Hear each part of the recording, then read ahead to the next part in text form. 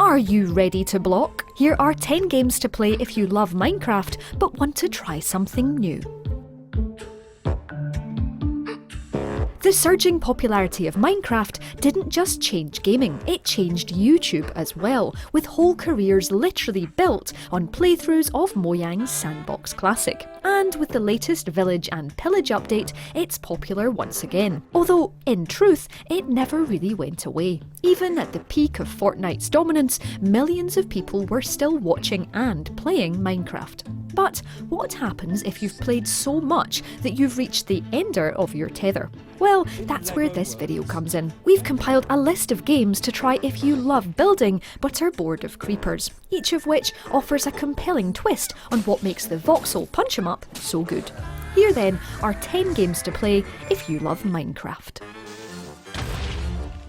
Satisfactory is what would happen if No Man's Sky and Factorio had an amorous moment like a couple of well-fed Minecraft piggies. You're dropped onto an alien planet on which you have to build and survive. But the twist here is that you're not just scraping together soil and feathers to scratch out a living in the reek, you're building fully functioning, automated machines to make every element of survival a dream. Think of it like the most impressive redstone construction you've ever made in Minecraft, but on a thundering industrial scale. It's slightly intimidating to start with, and if you don't believe me, hit the link on screen to watch our wonderfully inept Let's Play, but once the switch flips, you'll be able to build things that will even surprise the developers. At least we think you will. We struggle to plug our machines in.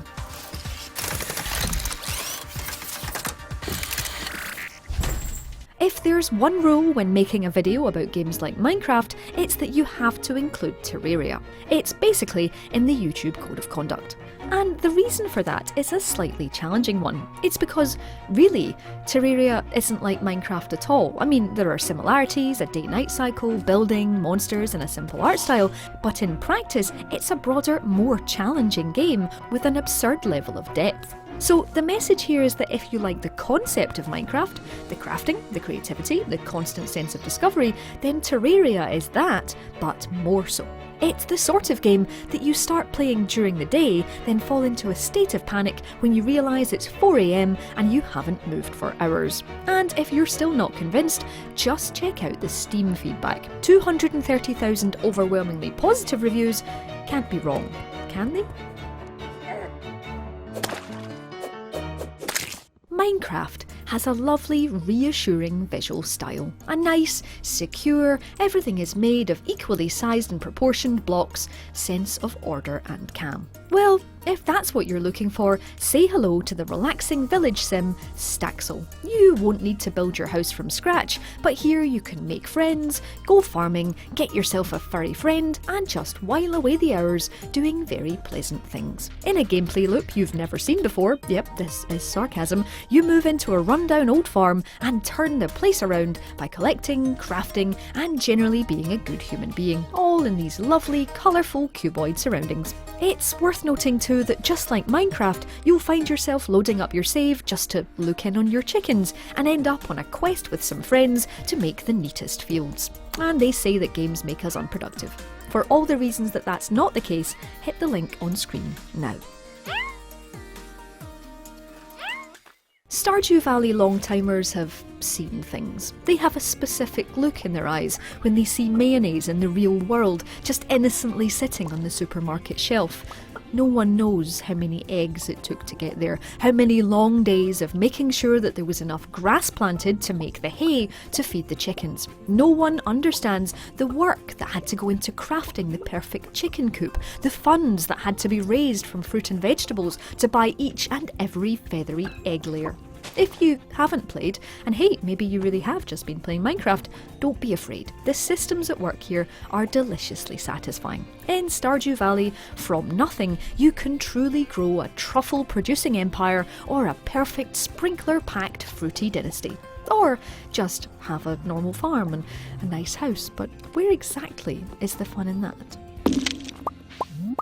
No Man's Sky's near-endless universe of ray guns, spaceships and robots who look like vending machines might not at first glance remind you of Mojang's voxel blockbuster. But the updated version of No Man's Sky has two important things in common with Minecraft: survivabilityness and buildabilityness. Yes, those are words that I've just made up. When it comes to staying alive, No Man's Sky feels like a vibrant, changeable version of Minecraft, where every planet you land on can challenge you in a different way. It has the same satisfying resource grind, but you'll need to respond to your changing needs in an agile, reactive way. And by that I mean shoot different types of rock. And while you might not be able to build scale recreations of the Millennium Falcon, the raft of creative upgrades here that have dropped since release mean you can create your ideal intergalactic outpost on the planet of your choice, even if you immediately forget where you built it. Well, and now with the No Man's Sky Beyond update, there are even more reasons to return.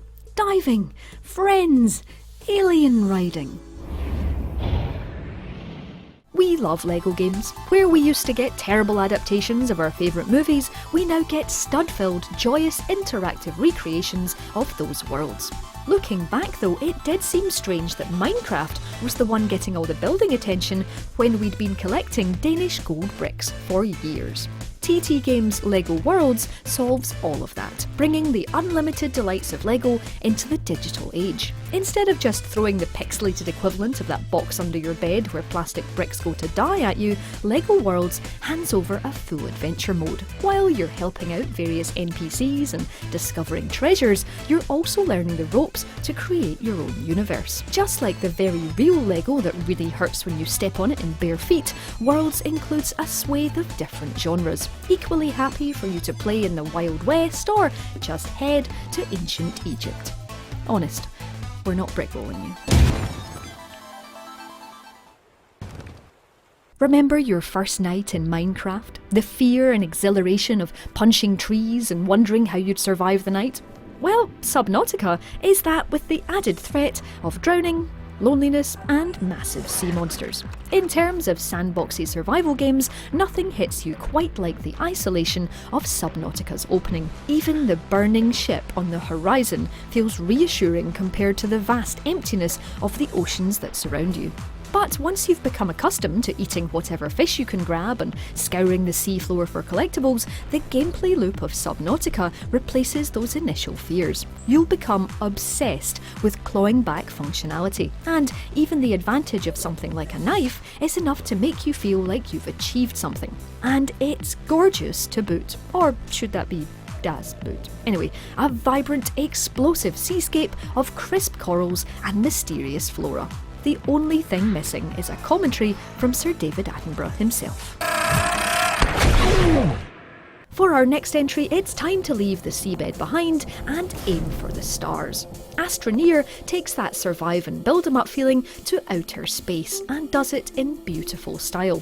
You might be gently worrying about where to find some oxygen for your next venture out into the unknown regions of a planet, but every screen looks like it should be printed and framed, or, at least put on your fridge.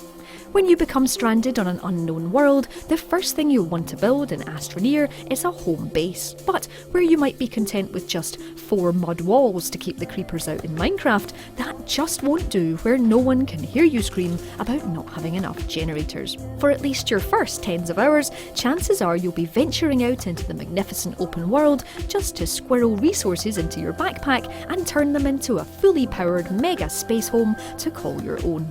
With a chilled pace and those gorgeous visuals, Astroneer is an interplanetary delight.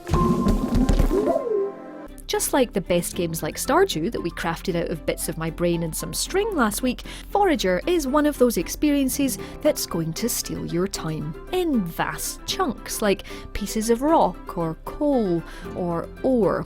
The grind here is real, but when it's so pleasantly disguised, what's not to like? Forager sees you start off on a relatively small island, destroying everything in sight and crafting your time away before unlocking new islands and doing the same thing all over again, but it's not just building things. There are puzzles to solve, people to meet, and a whole stack of murderous dungeons to survive when the whole wholesome farming and crafting thing gets that little bit too much. Like Minecraft, Forager is just gentle enough when you want it to be, but if you fancy battling to the death with your newly hewn weaponry and skills, this cartoony top-down world is a little more satisfying than just hewing at a giant blocky spider and hoping it dies first.